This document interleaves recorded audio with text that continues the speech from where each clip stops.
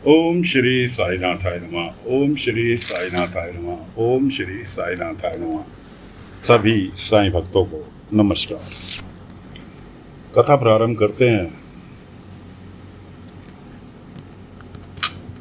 आज नया अध्याय शुरू कर रहे हैं।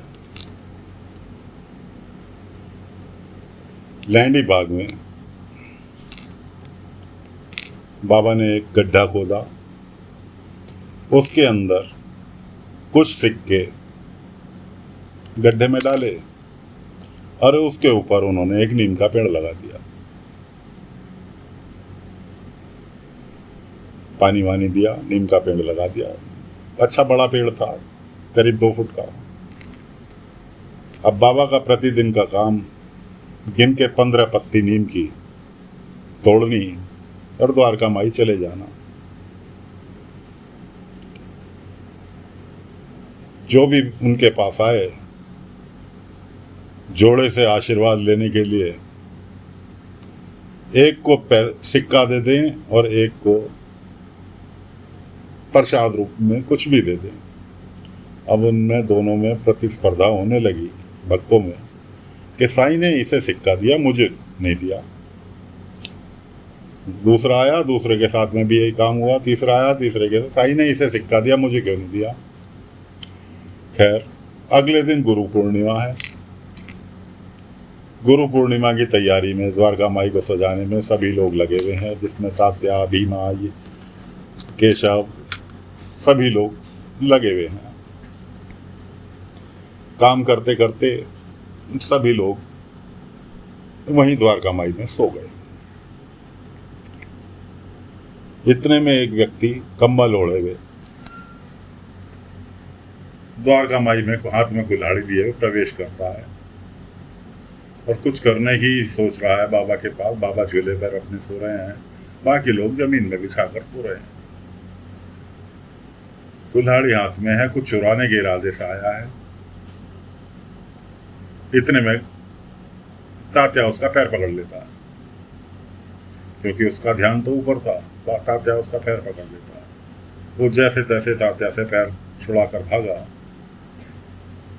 और पीछे पीछे 4-5 लोग भी भाग खड़े हुए, पकड़ो पकड़ो पकड़ो पकड़ो। उधर कुलकर्णी सरकार के आदमी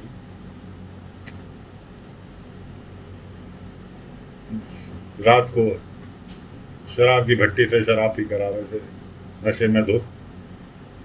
वो व्यक्ति उनसे टकराता है, जिसमें कि नाटे वाला कुलकर्णी का आदमी जो था, छोटे कद का, वो गिर जाता है टकरा के। इतने वो संभल पाते, इतने में भाग खड़े होता है कुल्हाड़ी वाला आदमी, जो कि द्वारका माई में चोरी करने गया था। इतने में गांव वालों को देखकर ये लोग कुलकर्णी के आदमी छुप जाते हैं झाड़ के पीछे। सामने बाबा भी आ जाते हैं पीछे से कि साईं, बाबा ने कहा रुक जाओ। कि साईं थोड़ी दूर गया होगा, अभी पकड़ के लाते हैं। बाबा ने कहा वो भी राम जी की मर्जी, समझो, जाने दो। राम जी ने चाहा तो फिर आएगा, अपने आप आएगा द्वारका माई। इस तरह से सब लोग द्वारका माई पहुंच जाते हैं। अगले दिन गुरु पूर्णिमा की तैयारी चल रही है और वो व्यक्ति जो रात को चोरी के लिए गया था, अगले दिन सुबह उसकी माँ, बाबा की बहुत बड़ी भक्त, लेकिन वो नास्तिक आदमी, बाबा को वो नहीं मानता, उल्टे बाबा के यहाँ ही चोरी करने गया था। क्या चुराने गया था ये तो आगे चलकर पता चलेगा। फिलहाल अपनी माँ से कहने लगा, माँ नाश्ता दे दो जल्दी से। माँ पूजा कर रही थी बाबा की, प्रसाद कटोरी में था, कहने लगी ले प्रसाद। कि माँ तुम्हें पता है कि मैं साईं को नहीं मानता, फिर मुझे साईं का ही प्रसाद दे रही हो। खैर, माँ ने प्रसाद उठा के इधर दूसरी साइड रखा, उसे नाश्ता लगा दिया जो भी अवेलेबल था। पढ़ा लिखा सभ्य व्यक्ति था, आखिर साईं के यहाँ द्वारका माई में क्या चुराने गया था, ये तो भेद बाद में ही खुलेगा। उधर कुलकर्णी वाड़े में कुलकर्णी की पत्नी रुक्मणी जी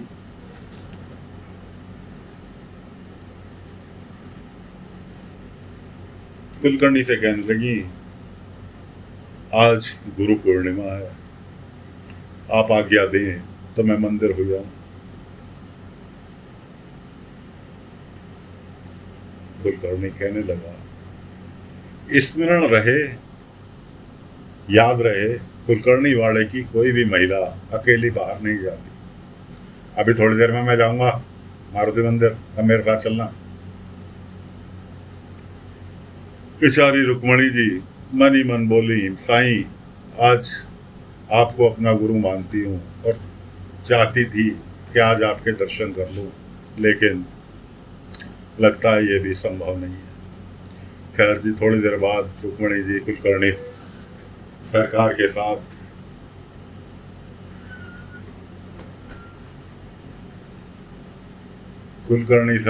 साथ मारुति मंदिर पहुंच गए। मारुति मंदिर पहुंच के हनुमान जी के दर्शन वगैरह किए। कुलकर्णी अपनी पत्नी से कहने लगा, ऐसा है, मुझे कुछ काम है, मैं तुम्हारे साथ वाड़े नहीं जा पाऊंगा, तुम यहाँ से सीधी वाड़े जाओ, और याद रहे गांव वालों की तरह तुम भी वहां ना पहुंच जाना उस फकीर के पास, सीधे वाड़े जाना, वरना मुझसे बुरा कोई नहीं होगा। मैंने कहा ठीक है जी। ऐसा कह के रुक्मणी जी चल दी। इधर बाबा उसी नीम के पेड़ के पास गिन के पत्ती तोड़ रहे हैं, 1 2 3 4, इस तरह से बाबा ने नीम की पत्ती तोड़ी और माथे से लगाई। उनके हाथ में नीम की पत्ती सिक्के का रूप धारण कर लिया और बाबा ने उठा के उसे अपने झोले में रख लिया और चल दिए शिरडी में भिक्षाटन के लिए। रुक्मणी जी सोचती भी जा रही थी,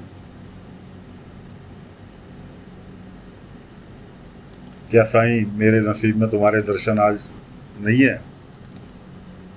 चाहती तो मैं बहुत थी, लेकिन क्या करूं, मजबूरी है। कुछ ऐसा कर दो कि मुझे आपके दर्शन भी हो जाएं और मैं अपने घर भी चली जाऊं, इनकी भी बात पूरी रख लूं। ऐसा सोचती हुई जा ही रही थी कि बाबा ने आवाज लगाई, माई क्या हनुमान जी का प्रसाद मुझे नहीं देकर जाओगी? रुक्मणी जी ने पलट कर देखा तो साईं उनके सामने खड़े थे।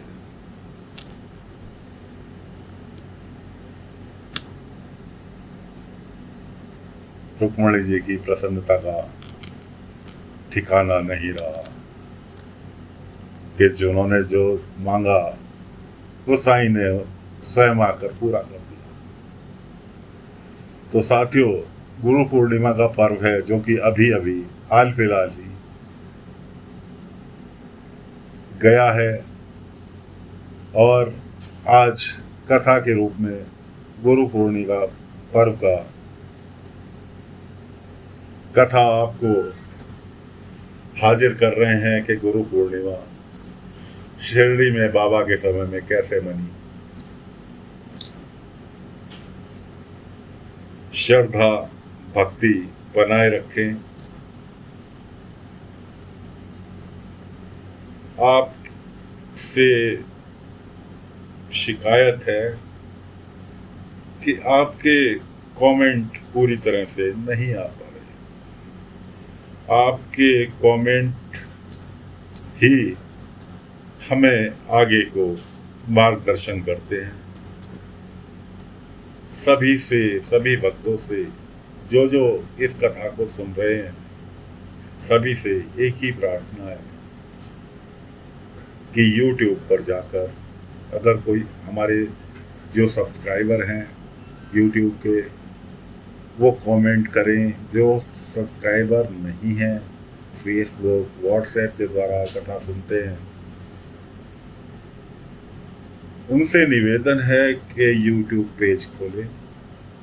जिस कथा को सुन रहे हैं लिंक को क्लिक करें, आप YouTube पेज पर पहुंच जाएंगे, वहां पर कमेंट करें। फेसबुक पे ओम साई राम लिखने से दोस्तों काम नहीं चलता, वो केवल एक बाबा के लिए हाजिरी हो गई। पूरी हाजिरी आपकी जब ही लगती है जब यूट्यूब पर जाकर पेज खोलकर उसके ऊपर आप कमेंट करते हैं। कुछ भाई तो ऐसे हैं कि बाबा की कथा देखी, ओम साई राम लिखा कि हाजिरी लग गई, नमस्ते बाबा। तो साथियों, ऐसा व्यवहार बाबा के साथ ना करें। आखिर बाबा की कथा क्यों सुनते हैं आप, क्यों सुनना चाहते हैं? साईं चरित्र क्यों पढ़ते हैं आप?